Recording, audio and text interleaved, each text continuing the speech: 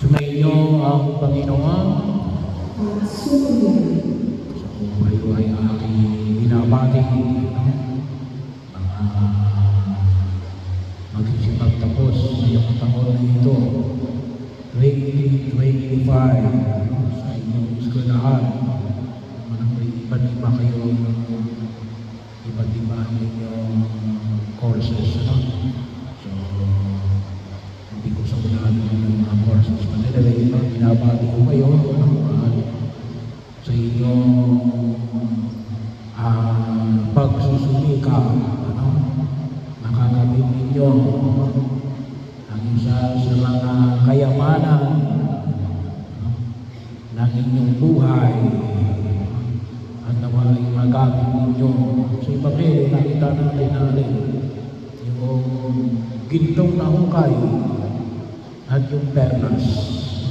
Alam niyo ba na isa sa pinakamalaking perlas all over the world ay nasa Pilipinas? Hindi ko lang alam kung somewhere in Bisaya at o Mindanao. So, isa sa pinakamalaking, it's not necessarily the most valuable, pero yun ay inilagay din sa munisipyo kung saan napagmuhan yung nabanggit na perlas. Pero sabihin yun, kayamanan. Gusto natin lahat yumaman. Hindi sa pagkagawa naman ng kayamanan. Kasi sa pag-aakala natin, yun ang magpapaligaya sa atin. Sino ba ang nagpapaligaya sa atin? Natagpuan mo ba yung nagpapaligaya sa inyo?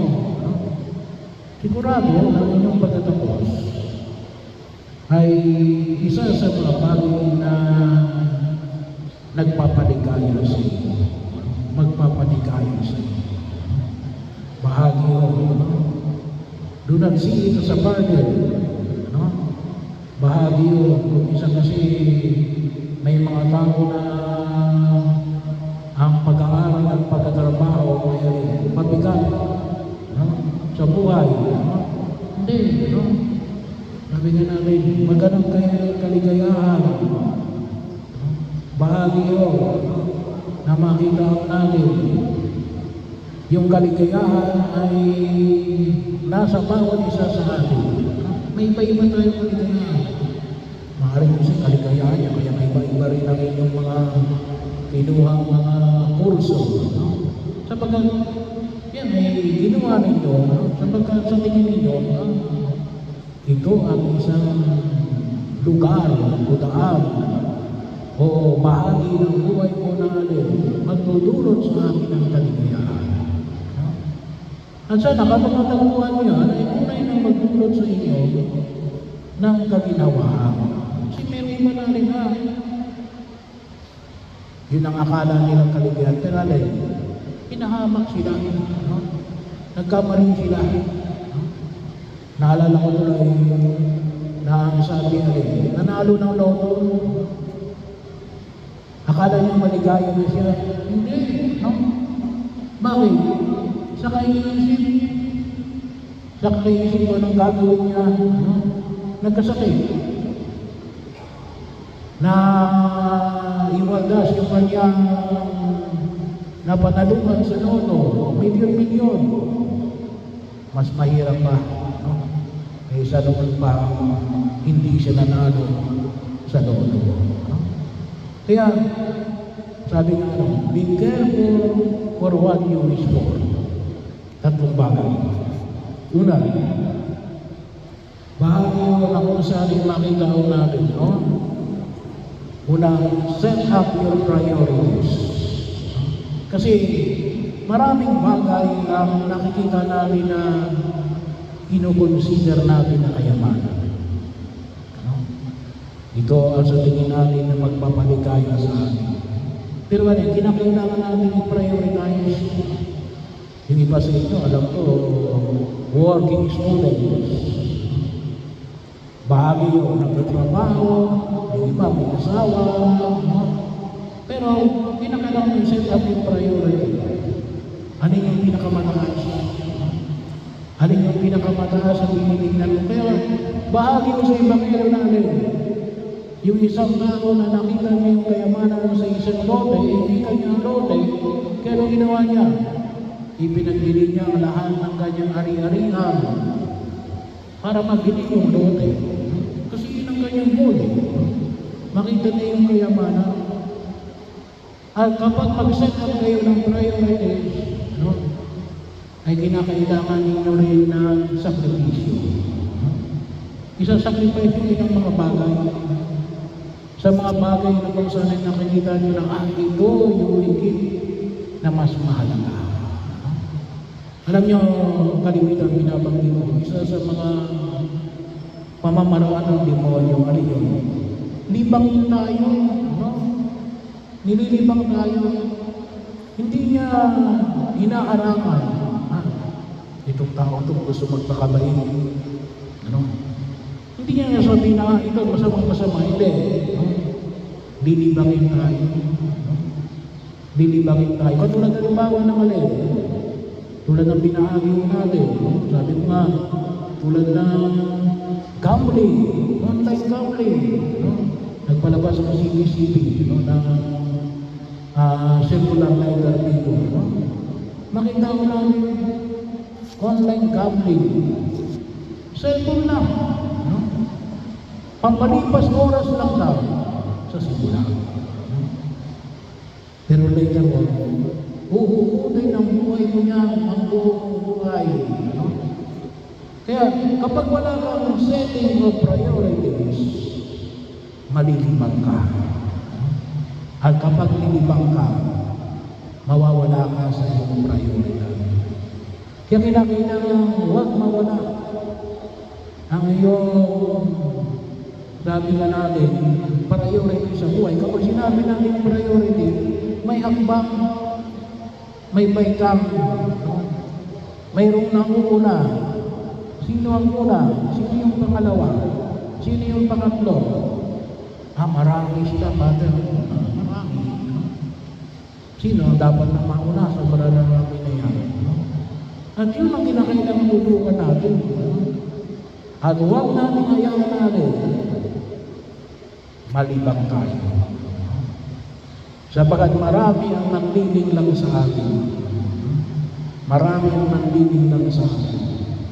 At maaaring alin, hindi natin namamalayan rin na nakawin ang ating kaligayahan. At hindi lang sapagat ninakaw yung ating kaligayahan, pinanakaw natin. Pinanakaw natin yung ating kaligayahan. Kasi bakit? Nagbabaya tayo. Pangalawa, never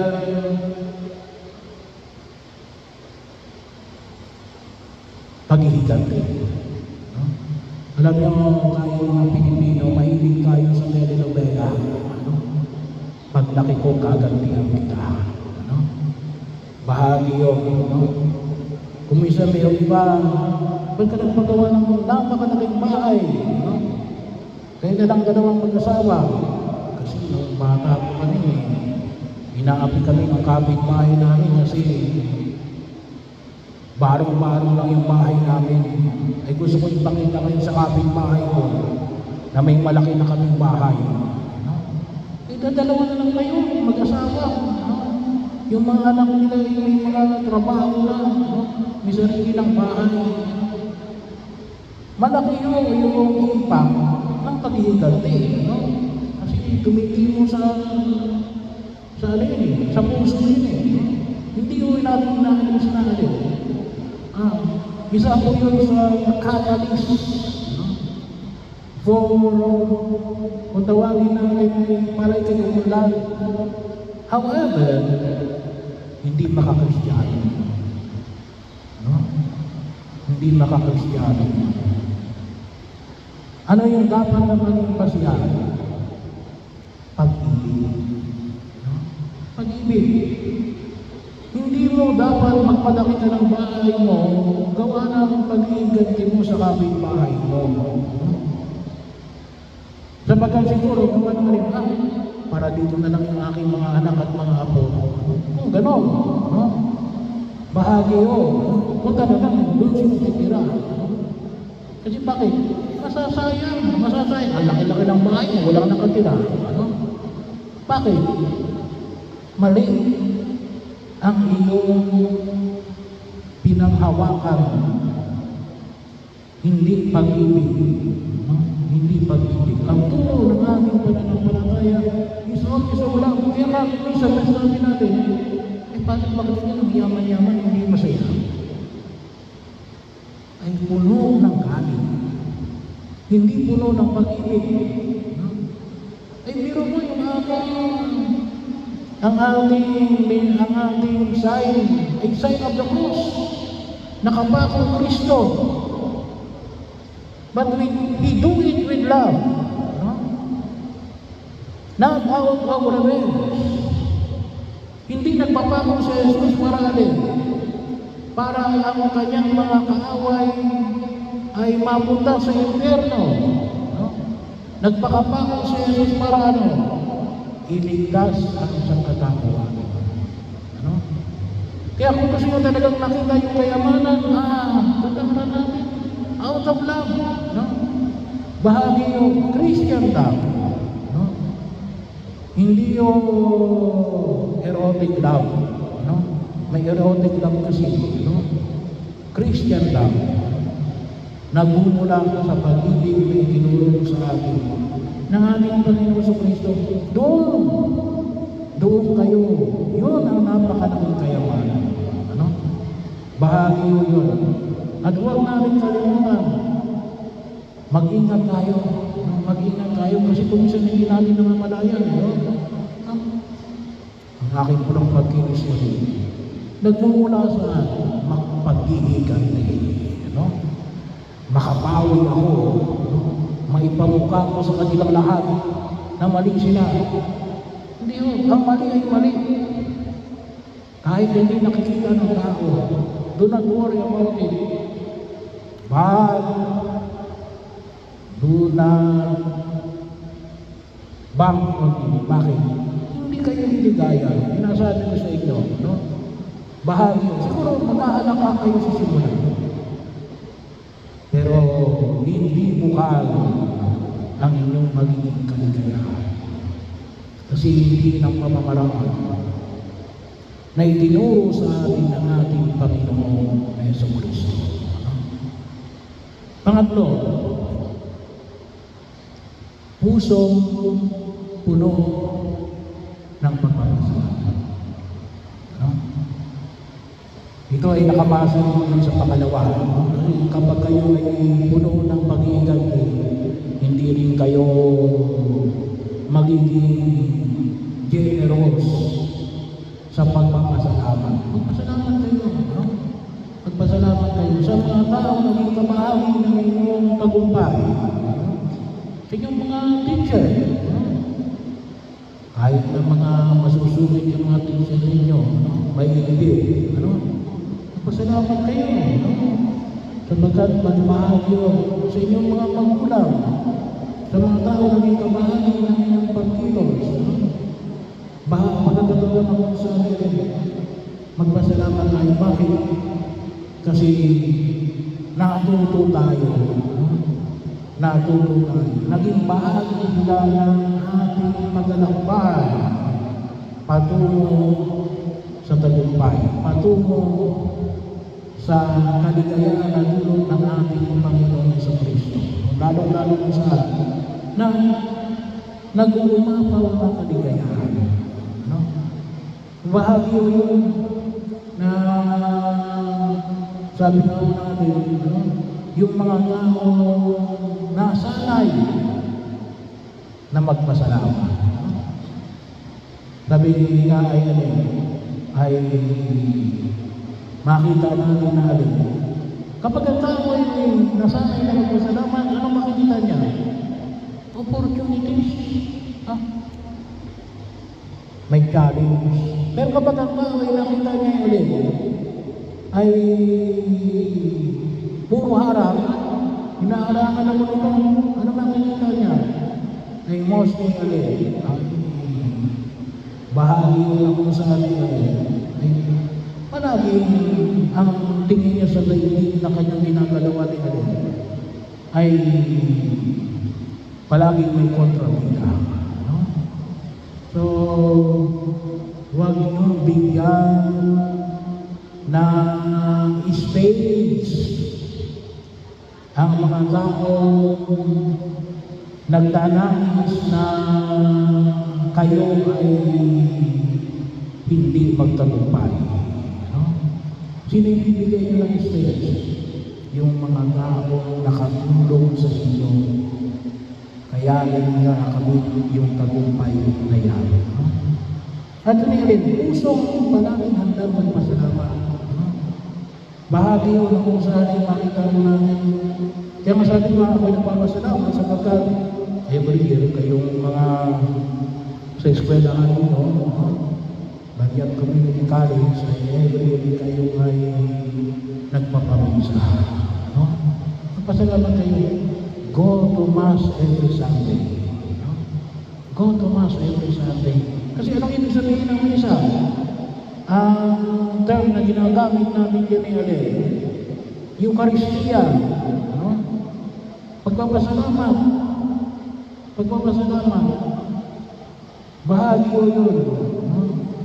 Mapulong tayo ng pagpapasalamat sa mga biyaya na ipinagkakaloob ng Diyos sa inyo. Yun ang i-highlight ninyo. No? Tayo kasi kung minsan, gusto natin i-highlight ninyo. Ang dami kong problema at ang paglagpasan ko yan. Ay, well, sa mga drama, maganda yan. Ano? Pero, psychologically, internally, at saka yung vision natin, palalamuin yan. Ano? Hindi yan makatutulong. Pwede yan habang naglalagay kayo ng storytelling. No? Kung kayo ay mga scriptwriter, good. Pero sa pagtakong sa daigdig na ito, always look for something to be thankful for. No? So ito pong tatlong ito. Ano ba? Katulad ng Ebanghelyo natin sa araw na ito, makita natin. Kasi inakaharian ng Diyos eh. No? Magpagpuang ang kayamanan na magdudulot sa atin ng kaligayahan. Kasi ang mga beses, yung kasi ang buhay na walang hanggan, yun ang dulot ng kanyang pagliligtas. No? Hindi yung alin, ka nagpapakabuti para matakot ka sa impyerno. No? It is a part of reality. Pero hindi yun ang dapat na maging driving force mo. No? Ano yung driving force mo? Gawa ng tunay kong pagpapasalamat sa mabigaya na pinagkakaloob ng may kapal. Gawa ng nakita ko ang kanyang walang hanggang pag-ibig. At nakikita ko na ito ang aking prioridad sa daigdig na tinatahak ko habang ako ay nabubuhay.